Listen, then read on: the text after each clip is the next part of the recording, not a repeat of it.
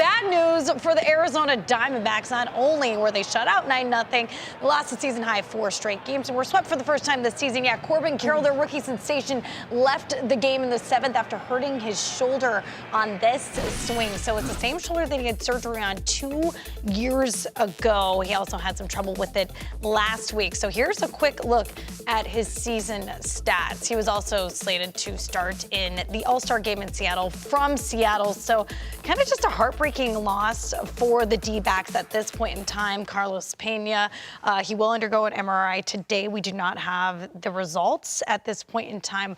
What could the potential loss of Corbin Caroll mean for the first place Arizona Diamondbacks? Oh, this is devastating. I mean, they have really been riding his leadership, his performance on the field. And by the way, when we talk about what he does with the bat, it's evident. We just showed a nice board. But let me tell you, also going out there and getting it with the glove, he's extremely good at it. But that finish, X, always scared me, right? When he finishes and holds his bat and almost pauses with it in this very awkward position. And one of the things there, that's what I like for him to do, is keep both hands on the bat. But you know how when you are in the battle line, in the moment, when you're battling, you don't think about that. Right. You almost have to be so intentional. It just happens naturally. And it clicked him. It got him. When I saw that last night, I immediately cringed because I know what this means. This loss is going to be monumental. For them to recover from this, they're all going to have to pull together and really rise to the occasion because they're going to miss him. Only just half-game lead now in the NL West. Yes. And here come the Dodgers, which, I mean, they're going to do Dodgers things, right? I predicted that they were going to make it in a wild card spot. Yeah, I look at this impact. First of all, I hope it's not an extended amount of time. But if it is, I look at, you're talking about one of the game's most exciting players on one of the best teams in baseball, right? If you lose that piece for a long amount of time, then you're talking about a whole different dynamic of a team, right? You miss his speed. You mentioned his defense as well. You miss his bat, the guy that has power too. He is, second to Ronald Acuna Jr. in the MVP race right now. So you're losing an MVP caliber player. Nobody can really make up for that. That's the tough thing, is nobody can step into his place and do exactly what he's done. So you're just hoping the best in this situation. At the same time, you're looking at the other teams in that division. You mentioned the Dodgers. I look at also, you think about the Giants. They have an opportunity as well. So these are two teams that are going to be the all-star team that is the Padres. Foaming at the mouth if this is an opportunity for them to catch up. Yeah, it's really sad. And I mean, I think I, like everybody else, have really fallen in love with Corbin Caroll this year. And so it's been so sad. I mean, he first injured his shoulder earlier this week, and he looked sort of emotional in the press conference about it afterwards. Yeah. So to see this is just absolutely excruciating. On the other hand, I'm going to be a little optimistic about the Diamondbacks. And that's because I've been a big Diamondbacks fan for a few years now. Sierra Santos gave me some guff last year when I called them my Diamondbacks because of how much I love them. And she was like, excuse me, they're actually mine. And I was like, pardon me. But yeah, I was huge on this Diamondbacks team last year. And I don't know that I necessarily expected this start to the season, but I expected a lot from them. And I think that there are a lot of really good pieces on this team.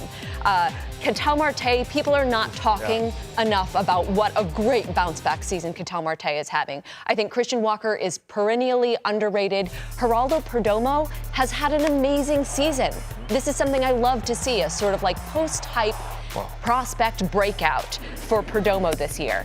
And Lourdes Gurriel has been great. Yes, and also with Jake McCarthy, Alec Thomas, and Kyle Lewis, who just came back to the team on July 1st, had a 950 OPS in AAA. I feel like they've got a lot of competent outfielders, right, who are good at defense as well. Like, this is one of the reasons why they traded away Varsho, was because they were like, we have so many good defensive outfielders that we can afford to give him up. So I still have a lot of belief in this Diamondbacks. You think they can weather the storm? I think they can weather the storm. Yeah, I think they're that good. And this is all operating under the assumption that he's going to miss some time. We don't know. We're hoping for the best. Right. We're still awaiting the results. He's one of those guys, X, that when there's a ball in the gap, he goes there and catches it. And then you go check, catch probability. Right. You're like, wait a second, that was like a 4-star catch, a three-star catch, meaning that not everybody could get to that baseball. He made it look like it was just a routine. Right. Maybe somebody else has to dive for that baseball. He does this routinely. They're going to miss him defensively. I hope that defensively also they have someone as good as he is to replace him, because, man, he just brings everything to the table. It's the whole entire package that they would be missing, hopefully not for long. We had him on the show earlier in the season. We talked about his speed and just his process when it comes to that speed work, just on the base paths alone. Speaking of the speed, we were talking about Elly De La Cruz earlier in the show. Is this his opportunity to sneak into the Rookie of the Year race? Oh. Not just the race, but really just to take it. Well, absolutely. Why, of course. I mean, he is here. The Reds are absolutely just riding this unbelievable momentum forward.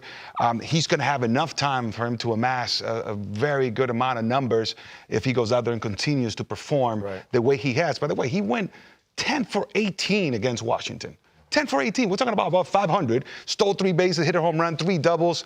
Drove in a few runs there, made some plays on the field, and I know everyone in that Nationals clubhouse and dugout were like, who in the world is this? Right. And partly of the reason why Martinez was like, check that bat.